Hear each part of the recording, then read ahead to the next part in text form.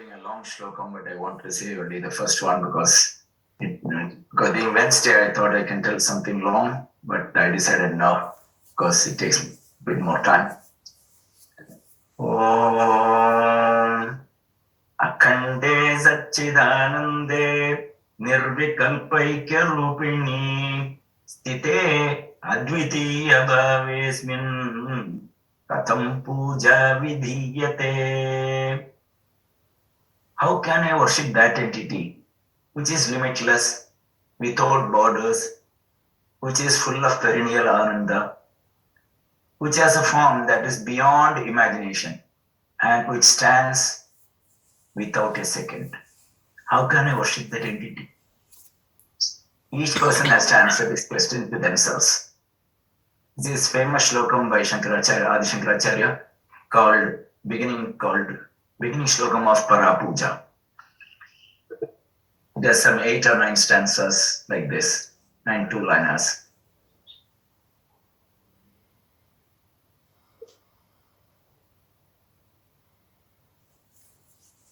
Only way we can worship it is to be. No other way. No other way even to describe it. Because when we try to describe it, we have to use a speech. Speech takes words from the mind. And mind has no clue. Something which has no clue can only guess. And it looks like blind people describing elephant's various parts.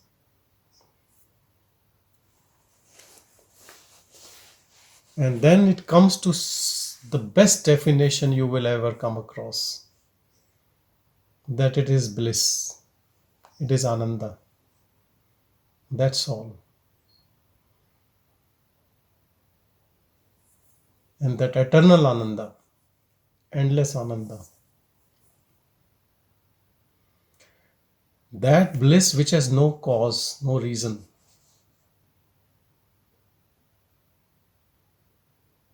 In this world, for every happiness we have a cause. We say, I am happy because of this or because of that. But here it is without any cause.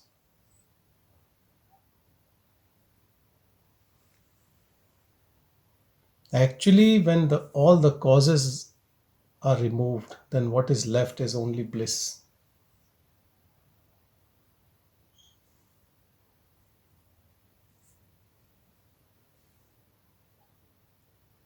Bhagwan has put so nicely, worshipping it is being in it.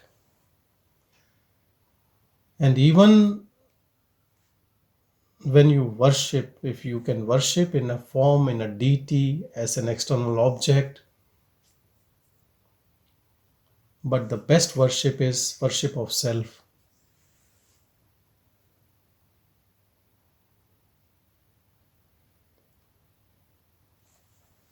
Worship of self is by just staying as self.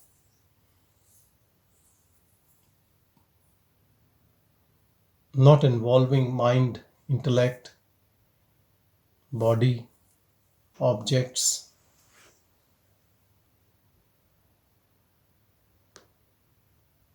Just be.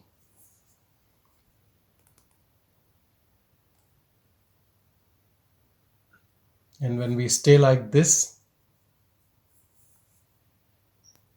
then bliss dawns. Because bliss is constant flow. But we cannot perceive because we are not looking there. We are looking outside from the cage of mind.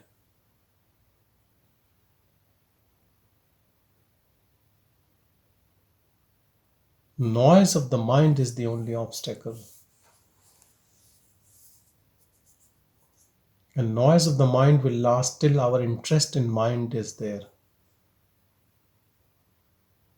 An interest in form of desires, attachments, aversions. And that is not there.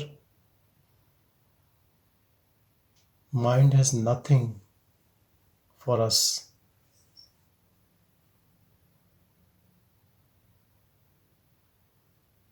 Mind is a gossip friend, loves gossiping. When you are disinterested in any type of gossip,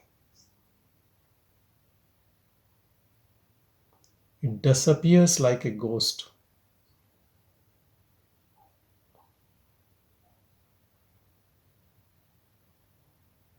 It is like when you tune your radio to a frequency, you can hear those songs or music or a program. But when your frequency have changed, then though that music is in form of sound waves around you, but your radio cannot catch when you change frequency. When you change your frequency to the higher vibration, then you tune to this silence, divine silence with infinite bliss. And all the noisy thoughts, paranoid thoughts, commenting on beings and objects, you cannot hear. Even when people are saying those things in front of you, it does not register anywhere. As if you are living on a higher plane now, higher vibration, where you have left the matter as it is. This is real sannyas. People leave home, go to forest, but mind goes with them. That is fake sannyas. Real sannyas is you destroy the instrument which connects you to the word and then live as an empty space. Then whatever comes and goes has no effect.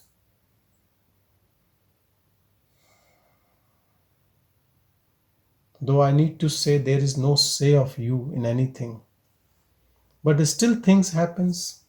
And this is the first time you realize that actually in every person things just happens.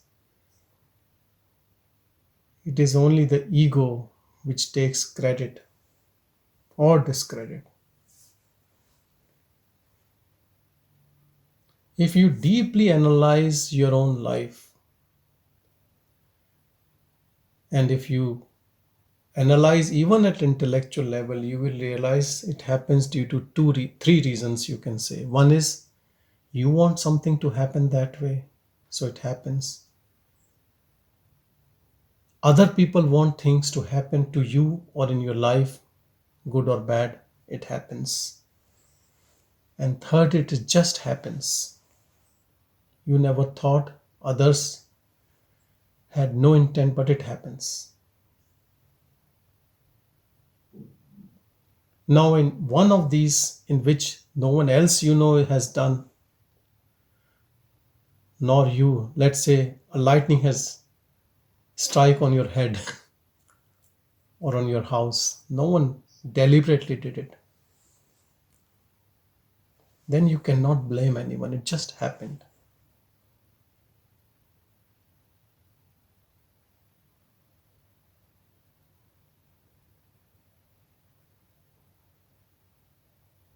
Then someone did something to you. You blame that person if something has done wrong. Someone has done wrong to you.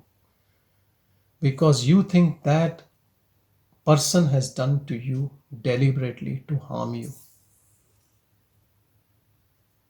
But that person had a thought or intent which came from somewhere, from nowhere. So some power, some source must have done that.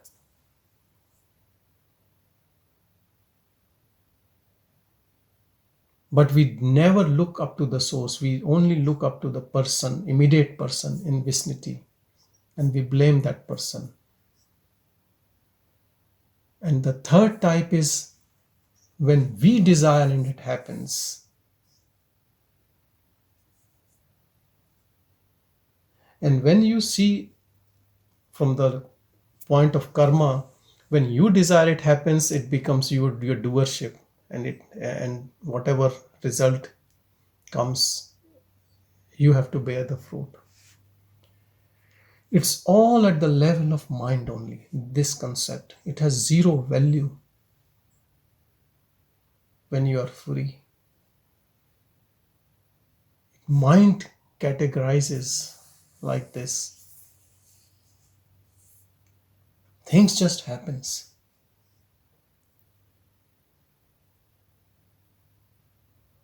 And you will be convinced when you dissolve this instrument called mind in the absolute and stay in that emptiness, enjoying the bliss.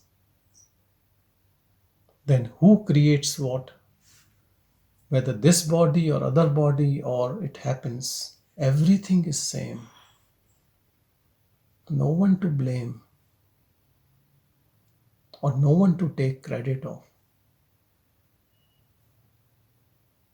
Then we can say that everything what happens, whether it's your intention, others' intention, or accidentally, it's all prarabdha. It was destined to happen that way. Then what is our role? And our real role is to enjoy the bliss. Be in that bliss. Be in that param shanti, that supreme peace.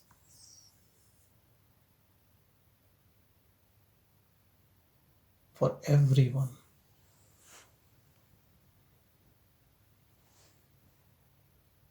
Whether you believe in God, you don't believe in God, you believe in a religion, anything, doesn't matter.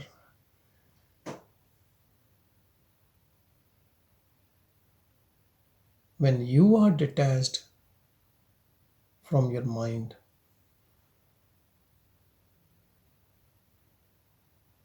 that is bliss.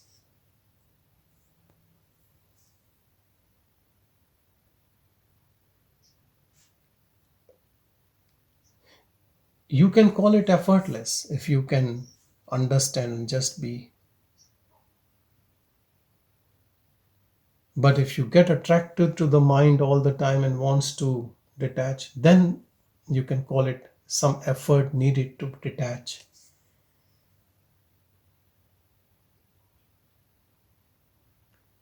In normal circumstances, most of us have to put efforts, initially at least. And then what is that isness is always the same in all of us.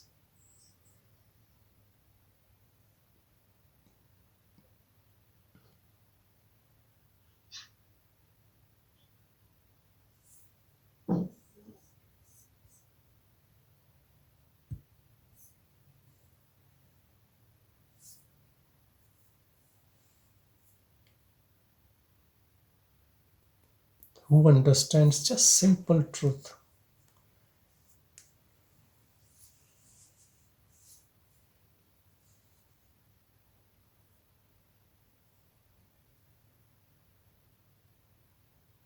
The one who has really understood truth, there is nothing else to be done.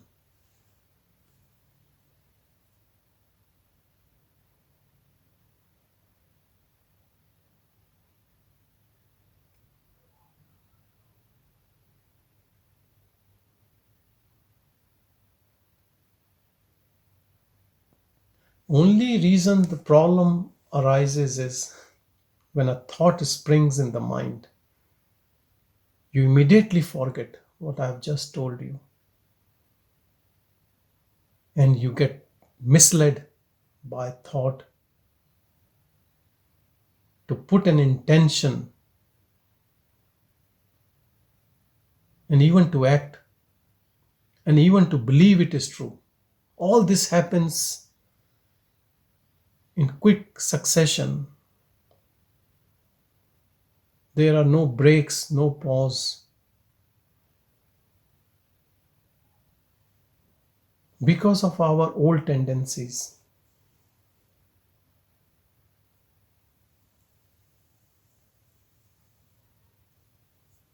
Some people have too much of tendencies of strong desires and attachments. Some people have very, very mild. You tell them and everything is over for them.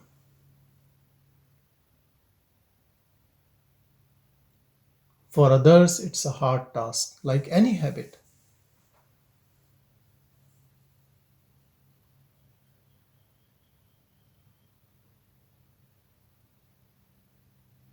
You tell people not to smoke cigarette or alcohol or to eat the right food, and they don't usually listen. But if they have a big stroke or a heart attack, they immediately stop same day and they never touch it again. And then there are people who might have a massive heart attack or a stroke, but they still continue. They can't leave it. Exactly the same way is our attachment with mind. Simply you can leave it. Some people leave it when they have a big suffering in their life, which we call tragedy at personal level. Then they look within. Then they become humble, not arrogant. And they take path of spirituality to look for meaning of life, purpose of life. And then there are people, they go through all sorts of suffering and tragedy, but they never ever look within, not even believe in this looking.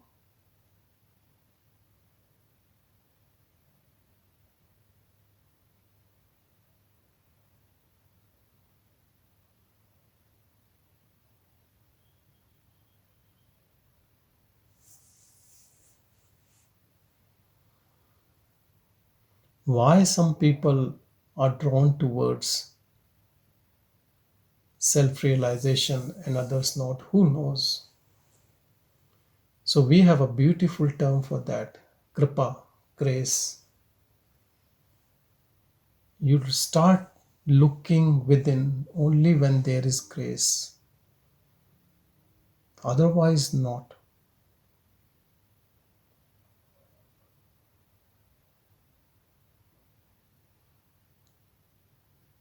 Because we have seen there is no rhyme or reason why someone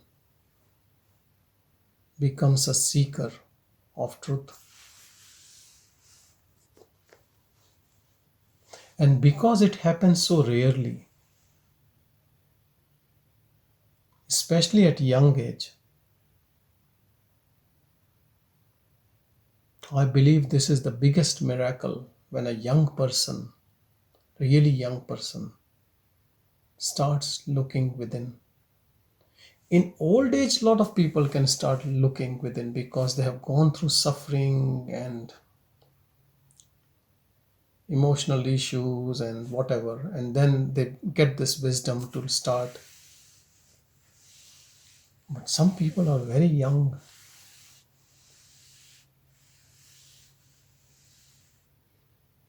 Maybe they have gathered wisdom from previous births. But again, we should call it grace.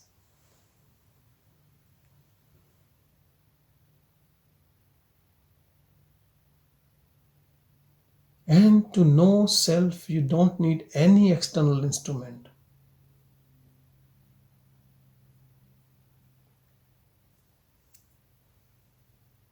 You sit quietly, listen to your own inner silence. People who complain about thoughts are the one who still have interest in thoughts. If you have no interest, then it is external noise. If you have interest, then they are thoughts.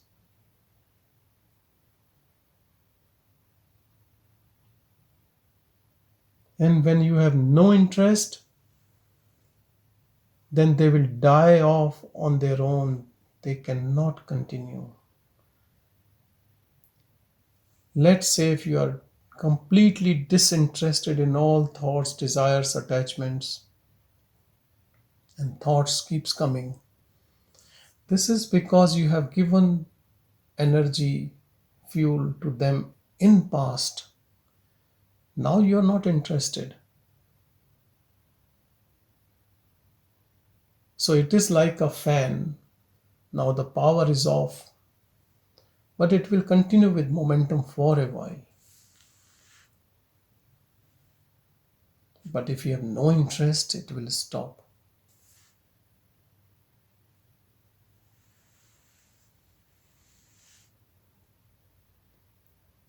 But if you start playing the game of switch on, switch off, and then complain, then who is to blame?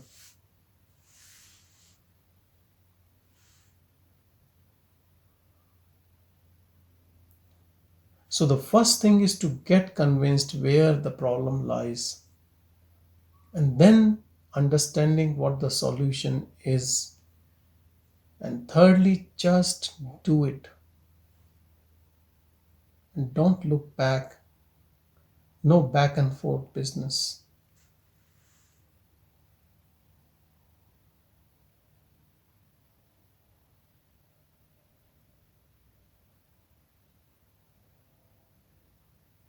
All the time which takes to establish in self is only in convincing your own self that this is what I really want to do.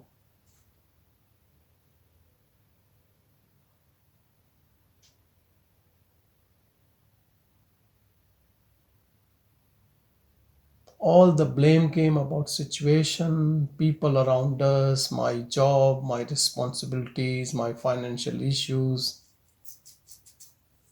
all these are our own interest.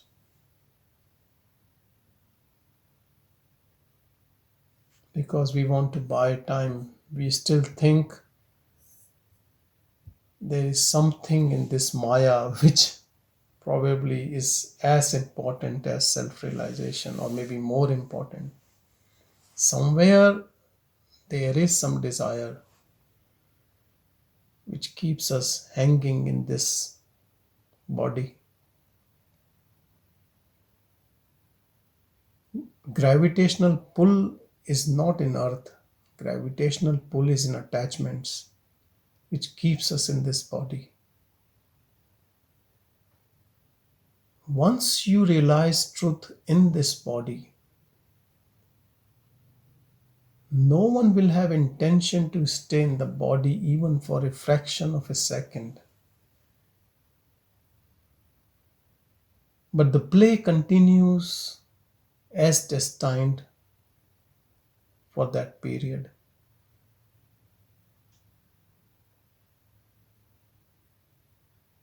And because you are in bliss, it doesn't matter whether it continues or not. But the biggest issue occurs is that everyone thinks you are this body. How much you try to explain everyone. But it doesn't matter. You need to know. Once you know, it is all sorted out.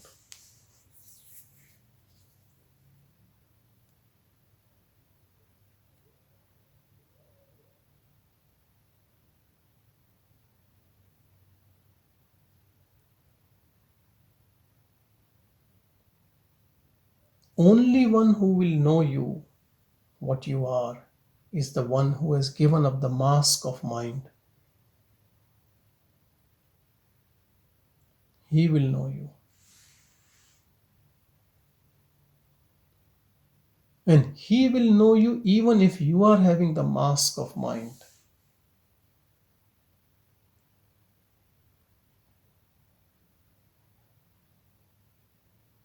Self-known at one place is self-known everywhere. Because self is only one.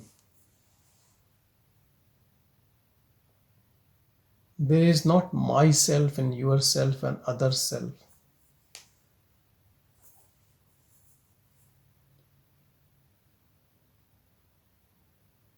But irony is that if I know myself, I know yourself. But for you, it does not help. You have to know within you, and then you know self everywhere.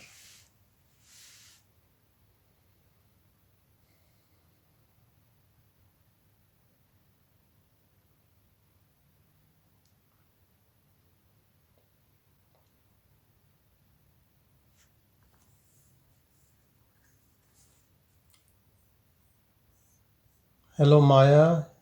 You want to ask anything? You can unmute yourself. Yes, Hello, Maya. How are you? Dr. Sanjay, Hello. can I just thank you? Thank you. Your videos have been very good and you spend time. You're not charging us. I just want to say my humble thanks to you. Thank you, Maya. Thank you so much. I am 62 years old and I have been separated and I don't have children. I have done well because I've worked many years.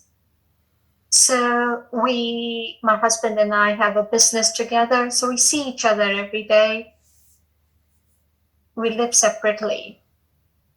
So he came the other day to ship some mattress for me. And we ended up having an argument because he said, I've been doing it for 10 years or so. And I said, just be. And he goes, not now, Maya. So, and I started saying, gee, I don't see Brahman in you. And anyway, so even though I have come into terms with a lot of hate, ill will, resentment is all creation of my own mind. Even though I blame others, it's the narration of my mind. That's a story in my own head that goes on. And when I go for evening walks, I don't know what my next thought will be. So I'm very vigilant. I try to look at the path, the grass and everything. And before I know it, it is the past, what he said, what she said, what they did. And by blaming others, I become right. I am the pure victim. Even though I realize that it's a story going on in my head, I sometimes even talk like, stop it. I don't need to. Why are you bringing it up now? I have to be now. You in your video last time said, abide in yourself. Be neutral. Be transparent. And I really like that. Have no reaction. Everything is just within myself. I am in constant fight with myself. And when we are working together, sometimes doesn't get good.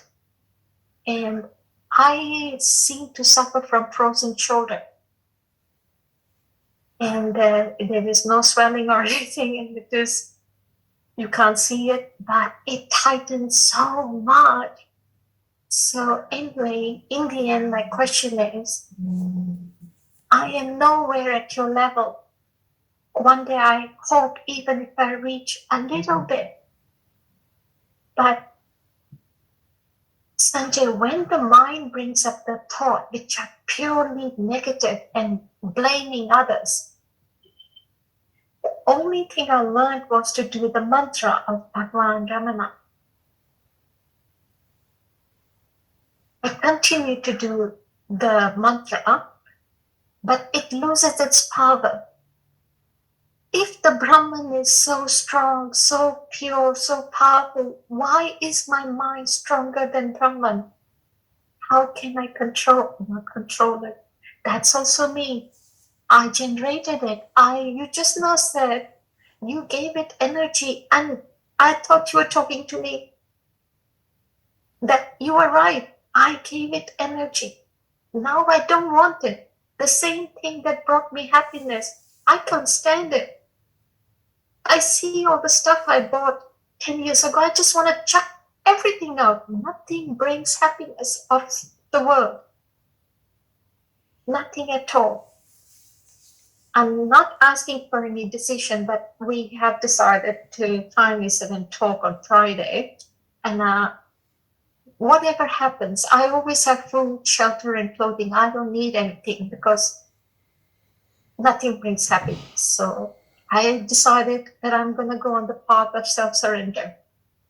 I don't have friends. I don't have family. I'm practically alone. I never had children. So in a way, I am blessed. Everything sort of worked out for me. So now I see him and I start saying, thank you for taking me on this path. If it wasn't for you, I would never go. I never knew Bhagavan Ramana. Because of him, he's my best friend actually. But I need to start somewhere. I cannot do self-inquiry. I have to go into self-surrender. Yeah, look, I think you're quite right. Self-surrender is part of self-inquiry only. It's not different. It's all together. Everything works together. Because as an ego, we realize we are incapable of finding that bliss, and we surrender it completely. And if our surrender is complete, then no complaint should arise. So let the torture of mind continues, and you just keep your folded hands and surrender to Bhagavan, surrender to Absolute. And because you have tormented mind by desires, attachments, giving energy, now it is the turn of mind. Let him speak to you, in whatever tone. Let it be. Just accept. And how long can it keep barking if you are not interested? But when we complain, or when it affects us emotionally heavily, it has done its job, and it's a remorseless tyrant. So if it is affecting you, it will affect more than. But if you ignore and you just let it be, then how long can it bark? If someone is angry on you, how long that person can abuse you? Eventually that person will get tired and will leave you. So that's what I would say. If you have no interest in your mind, it is like an external noise. Don't even count what type of thoughts, where it is taking, and no need to say stop it and all. Because in a way, when we hate something, it is also giving energy to it. So maybe just leave it, and yes, count your blessings, and Even with your ex, you can say in your own mind, even if you don't want to say him, that thank you, thank you, thank you, And yeah, actually, your interest in it is actually a proof that this all suffering or whatever has taken you to this path. Not everyone who separates becomes spiritual. There are so many people you can find and keep yourself busy. So it's all good. Blessings on you. Well, when we separated, I wasn't the one I am now. It was very overwhelming with emotion. How could you? And I won't even go there. So my cousin, because we live in a very small town, we see the people. The one you don't want to see, you see them everywhere, and it brings memories. So she said, I'll give you 2 mantras. Whatever happens, you freaking recite this mantra. So she gave me Om Mani Padme Hum, and one of the mantra was Om Namo Bhagavate Shri Ramana. I didn't know anything about it, but I really recited the mantra because the mind resentful was very strong. It's okay if you are separated completely and you don't see, but when you see the person and everything, it brings up a lot of anger in you. And after 9 years, you won't believe, I started searching from where this mantra comes. And then I learned that there was a person called Bhagavan Ramana, and it's from my country. And I ended up going to Tiruvannamalai. And he came with me. He couldn't believe it. He also came. And he's the one who's walking barefoot to, Virupaksha cave and all that. So he also believes. He said, okay, we got the guru.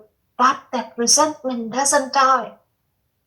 The strength of the mind is very strong. And I keep bringing up Bhagavan Ramana. Look at that. Watch the video. No. But that is my journey. Now that you know everything. And it took me some courage to come on the video and say in front of everyone. But you are very right, Sanjay. Let the mind do what it does. It will eventually die out. It can't keep continuing. I'm not going to give it the energy. See how it goes. And, with the self-surrender. And thank you, Sanjay. Thank you so much. Thank you.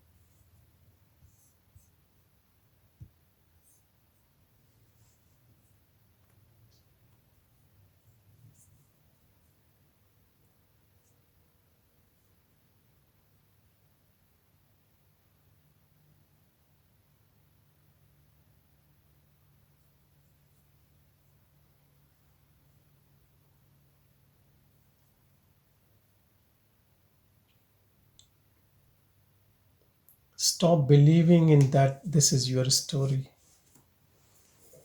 That is, take away Maya out of the story.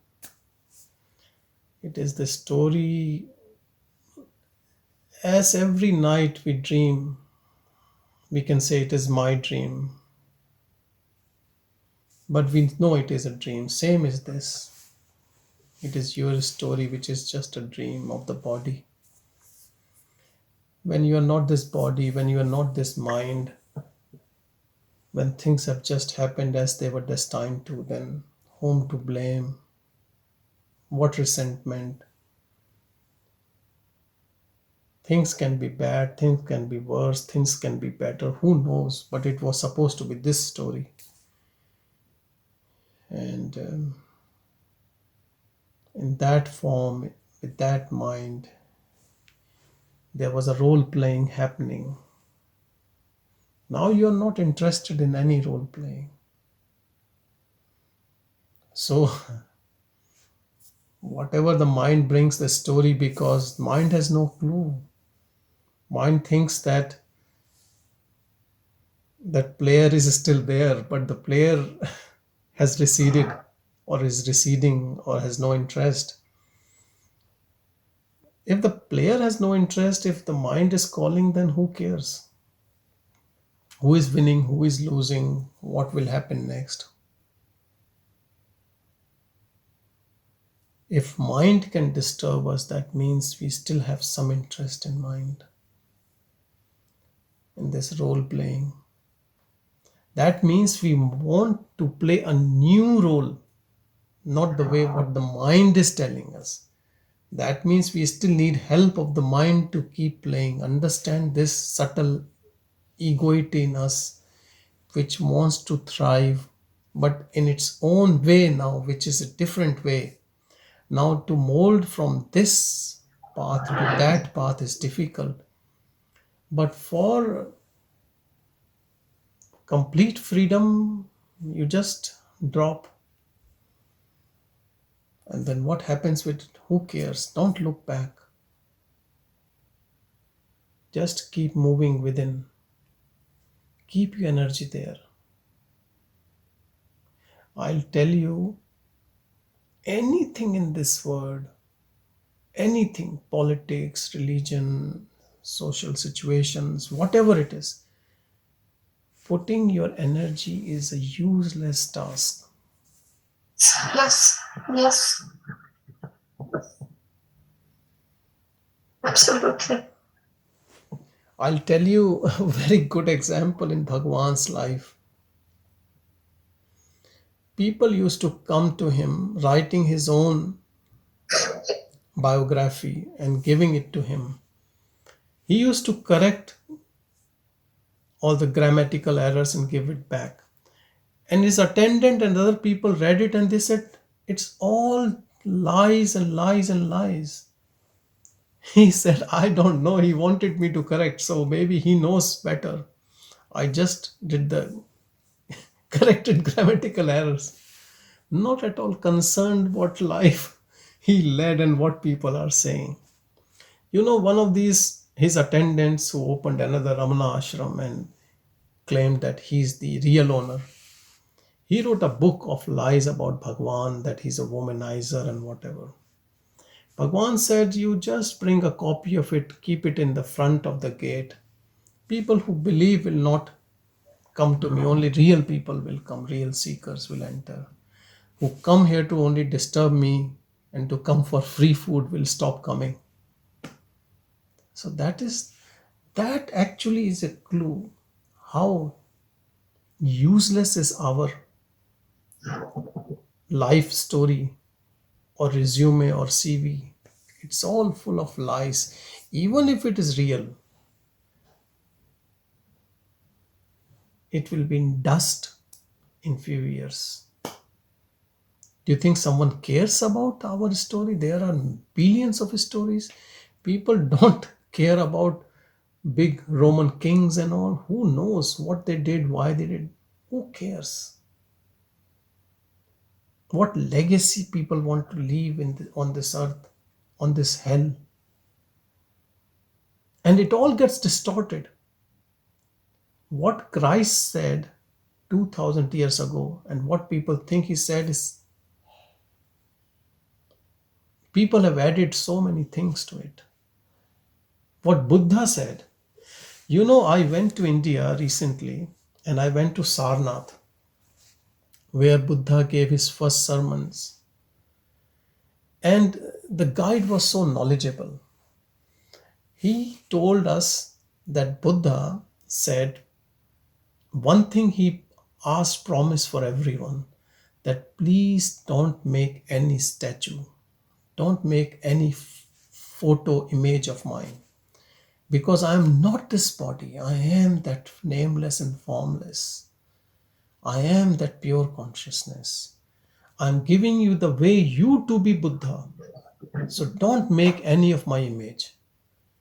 And people agreed. And I'll tell you, he has the best students, best disciples. For 200 years, nobody made any image of Buddha. After 200 years, they started making some symbolic things like stupas, which Ashoka built. Ashoka came, I don't remember, but maybe 250 years after Buddha, and he made stupas. So there are stupas at Sarnath. And he made 84,000 stupas all over India. And then after that, only maybe 400, 500 years after Buddha left his body, after 500 years, people started making statues. And now you see statues in every house. I have not seen any house, whether you are Christian, Hindu, atheist, at least in garden, in backyard, there is a Buddha there. So it is very easy for us. We keep a Buddha statue, and then Buddha statue has to bring peace, and we can do what we want to do. And people feel so good. I have seen this. People who are only involved in sensory indulgence, they keep a big Buddha statue and have good drinks and cocktails and wines and parties. And everyone says, oh, you are such a nice person.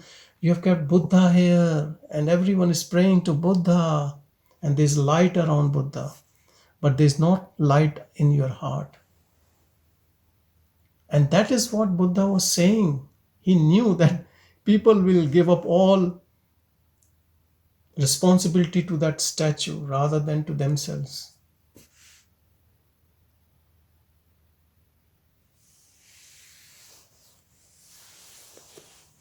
Go within, everything is within.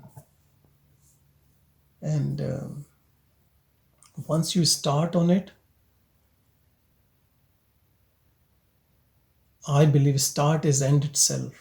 Because if you really have decided and you understand that this is the path, or this is the way, or this is what it is, most important, you will be in that isness. Because then you have no interest in mind, then the mind only goes with our interest.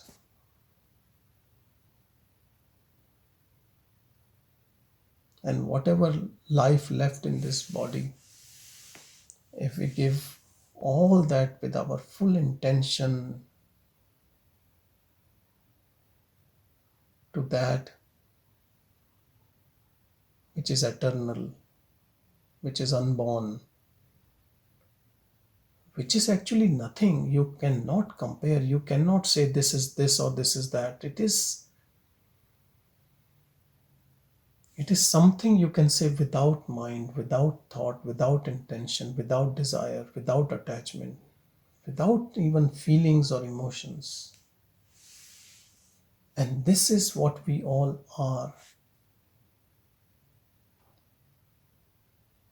All of us are that essence, that tattva. And we all can know. It's not that someone who is rich will know or someone coming from a religion will know. In my opinion, the people who feel that they cannot do on their own and they surrender, it's easiest for them.